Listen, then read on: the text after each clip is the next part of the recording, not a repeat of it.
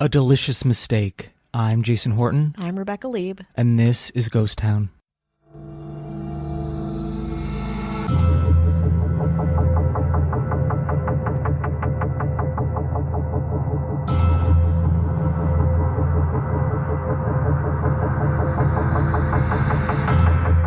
According to the World Health Organization, 35 million people are suffering from dementia worldwide, and that number is expected to increase to 115 million in the next 25 years. Not to start this episode with a hard-to-hear, maybe bummer statistic, but it really sets the stage for a profound pop-up by Japanese television director Shiro Oguni. Part art piece, part place of business, this intriguing and inspiring social experiment has caught the attention of Japan and now the world. Today, let's talk about the Restaurant of Mistaken Orders. Organized as a recurring pop-up that initially launched in the end of June 2017 and went through various incarnations in countries like Japan, Paris, and London, the Restaurant of Mistaken Orders employs those with dementia as servers in a casual restaurant setting.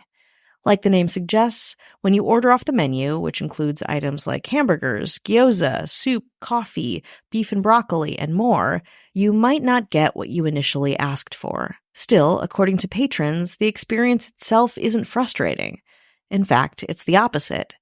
An article in Forbes reports that, quote, the inadvertent human mistakes have become in a way the actual product of the restaurant, more than the desired meal itself. I agree. It feels like much of the fun of the experience arises from the pleasant shock of seeing what you're actually unexpectedly being served and celebrating the surprise and the individuals who make that experience possible.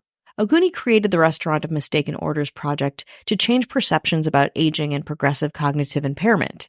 Dementia, a generalized form describing a decline in memory, learning, a generalized term describing a decline in memory, learning, and communication skills, is caused by lots of conditions, including, but not limited to, Alzheimer's. The idea for the pop-up came to Oguni when he was eating at a nursing home.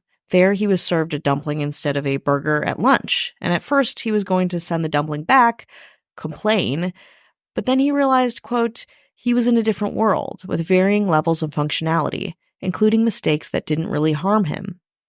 Why not just accept what he received as a way of respecting the difficulties the people around him faced, as an act of kindness and humility? Inspired by his own experience, Oguni set to work, crowdfunding around $115,000 to get the project underway. During one of the first pop-ups back in 2017, lots of orders went awry. But beyond that, the rules for restaurant social and work structures were blurred. At one event, one of the servers sat with the customers. Another asked one diner to take orders from the others around the table. Another served coffee with a straw. None of this fazed anyone who came to eat.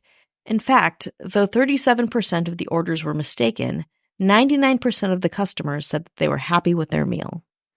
Quote, like everyone else, my awareness of dementia at first tended towards negative images of people who were radically forgetful and aimlessly wandering about, said Oguni. But actually, they can cook, clean, do laundry, go shopping, and do other normal things for themselves. Close up, they might go a little off course now and then, but Oguni trails off and smiles. Let's take a break. Shiro Oguni was initially concerned about possible criticisms of the Restaurant of Mistaken Orders, falling into dangers of, in his own words, quote, treating dementia like a carnival sideshow. But actually, watching those with dementia working and interacting, to myself and the people who went to the restaurant, didn't feel like entertainment at all.